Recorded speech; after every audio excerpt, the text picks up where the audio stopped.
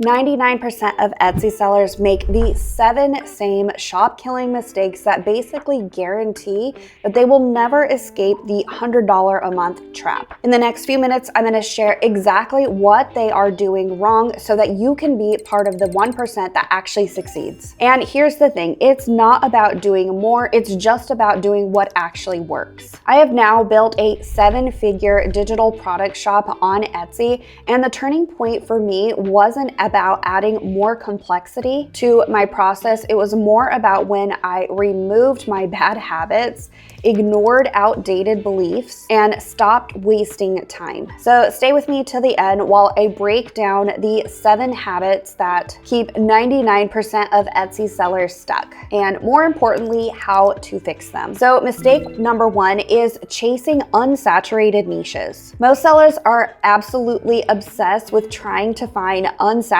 niches. They think competition means that they have missed the boat. So they will spend weeks, if not months, searching for some magical unsaturated niche. And the truth is, saturation is not the enemy. It's actually proof of opportunity and proof of demand. Essentially, saturation just means that there's traffic and that people are actively searching and buying the products. So honestly, I would just stop running from competition and instead acknowledge that saturated niches just mean that there is opportunity and room for you. Our job is not to avoid competition, but actually to go in and make our product more unique so that we can actually have a chance at making sales. And we can do this with our designs by appealing to emotional appeal and things like trending design styles and aesthetics. We need to look at what's working and then just create something better. If you wind up chasing some phantom unsaturated niche,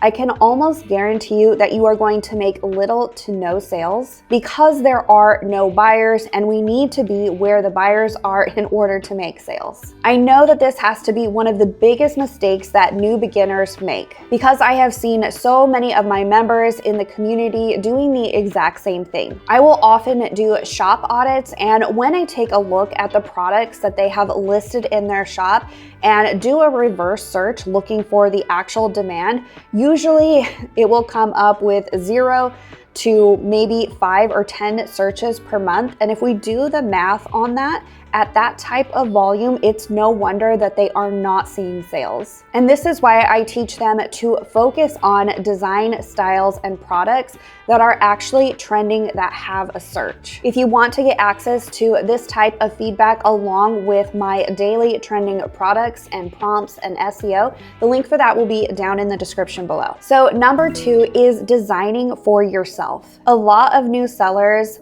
fail because they design what they like and not what buyers are actually searching for. And this is kind of related to the unsaturated niche. They think just because they might be drawn to a design or a product, then there's going to be others. And that is simply not the case. I personally had to learn this the hard way myself in the beginning, as I would often list designs that had no type of proof of concept. I just thought it looked good and I would list it. And it's no wonder that I struggled with sales in those first couple of months. The market data is there for a reason, and it's super easy to see. Even if we are not using research tools, we can just simply look at Etsy, see what's popular, what has bestseller badges, what are popular or in the cart, and make our decisions based on that. Our personal preference really does not matter. What matters is the data, the trends, and buyer psychology. So to fix this, we simply need to reverse engineer Etsy listings that are performing well.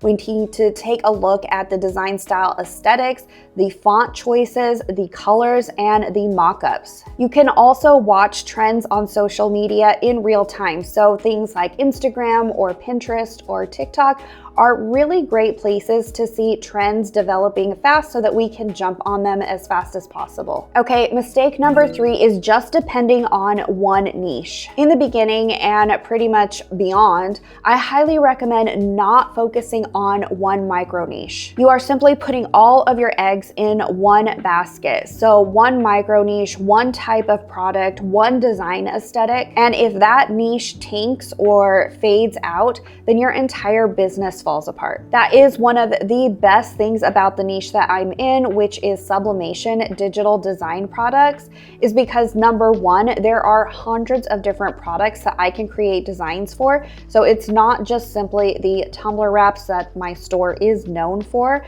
However, I can be designing things for like PNGs for t-shirts or for sweatshirts, or maybe wind spinner designs or mouse pads or cutting boards. The possibilities really are endless, and this is just on the product side. Then we can talk about the design style aesthetics. So we have different aesthetics that are popular right now, like maybe coquette or cottagecore or boho. So I'm not stuck with one particular type of design style that might eventually dry out with one product. Instead, I can really design for hundreds of different products as well as design styles, making my listing capability really endless. So let's say that you are in the template space. I wouldn't just be selling wedding templates. I would also focus on birthday templates, business templates, health templates, just to name a few, because you really don't know what's gonna pick up in the beginning as you don't have much experience or design background. So you may find that while you suck at wedding invites, you are way better at business templates. In the beginning, it's all just a testing phase. And if you treat it this way, you are way more likely to see success that much faster. Mistake number 4 is waiting for perfection. This one is a really big one with new sellers, because they often just try to wait for the perfect product idea or the perfect design idea or even the perfect timing. So what happens is you never end up creating anything, you never launch your shop, you never get anything listed because you're stuck in that analysis paralysis, just like waiting for perfection or waiting until you've watched enough YouTube videos or design tutorials to think that you're good enough to actually launch those products. Momentum and volume beats perfection every time. The truth is, the more that you focus on volume in the beginning, the closer to that perfection that you're actually going to get,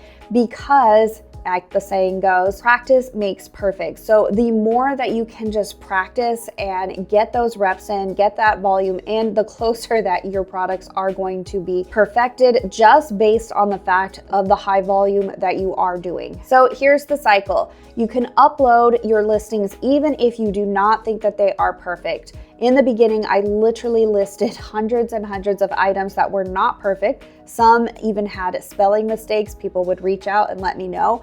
But the key was I was doing such a high volume that within my first 2 to 3 months, my products were basically perfect. And then I was able to collect data on what was selling the best and then just make more of that. Number 5 is that you treat your Etsy business like a hobby. As far as I know, hobbies don't make any money, and if they do, they make very little money. So if we treat things like a hobby, whereas we are just listing when we feel like it or creating products when we feel like it, then we shouldn't expect our Etsy hobby to pay us like a business does. A lot of people just upload when they feel motivated. They take weeks off and they expect the algorithm just to pick up their listings with just a few tries. If you want Etsy to pay you like a business, then you need to be treating it like a business.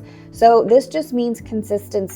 So if you cannot upload or list every day, then you need to set something like a weekly schedule where you actually can. And in treating it like a business, there are several things that we need to focus on. You need to understand SEO and how buyers actually type in keywords to search what they are looking for. You also need to know how to plan and research and not just upload random listings and products that people aren't even searching for. We also need to understand how to track metrics in our Etsy dashboard to see what's actually performing well, so then we can repeat that. Also, we need to be setting goals, because without setting goals, then we don't have anything that we're actually working towards. Okay, number 6 is listing too few listings. People often launch with 5 to 10 products and then just sit back and expect the algorithm just to do the work and that they're going to make hundreds and hundreds of sales off of these 5 listings. But as a new seller, you don't have any social proof or sales proof, and so it's very likely that you are not going to get picked up by the Etsy algorithm within your first couple of months. Most people don't understand that Etsy is a long-term game, meaning you need to be dedicating at least a few months until you start to see significant traction. This is regardless of what type of product that you sell. So it could be print-on-demand products, it can be digital items like digital planners, or it could be handmade items. The algorithm still behaves the same. As a new shop, it's going to take time to really index your listings and know what you're selling and find the appropriate buyer, again, assuming you did your research correctly and it's actually something that people are searching for. In the beginning, you want to be very strategic with your volume, again, regardless of what type of product it is that you're selling. And this is simply because you don't know what's going to sell yet. You don't have the practice or usually the design background to just list perfect products to begin with and get sales coming in. So it's going to take a high number of listings to actually start seeing that traction. The number 7 mistake is having the set it and forget it mentality. So you create your listings, you optimize them once, and then you never touch them again. Meanwhile, trends shift and design styles change, buyer behavior changes, and your competition actually improves. So then your listings essentially become stale. This is especially true in the digital design space, because while we think we're putting up all of these design listings and they're just going to sell forever, that is simply not the case.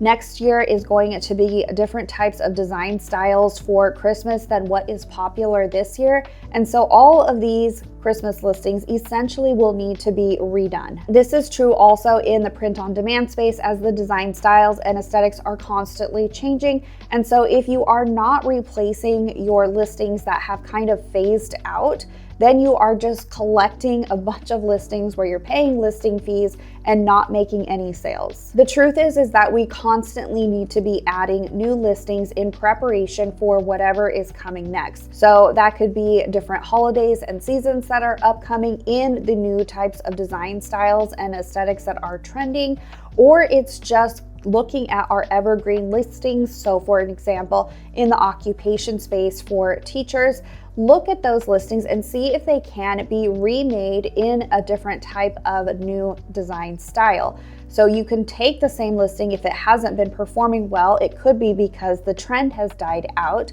and you just update the listing with a new type of style, or just duplicate and create another one. These really are the 7 biggest things that I see keeping new Etsy sellers stuck. If you do focus on things like consistency and really designing for your ideal customer, it's much easier to get to that top 1% Etsy seller status. If you do want to see how I would build a brand new shop in 2026, whether it is a print-on-demand shop or digital design shop on Etsy, then be sure to watch this video up here next. And if you do want to be part of a community where sellers are already implementing this top 1% mindset, then again, be sure to check out the link in the description below.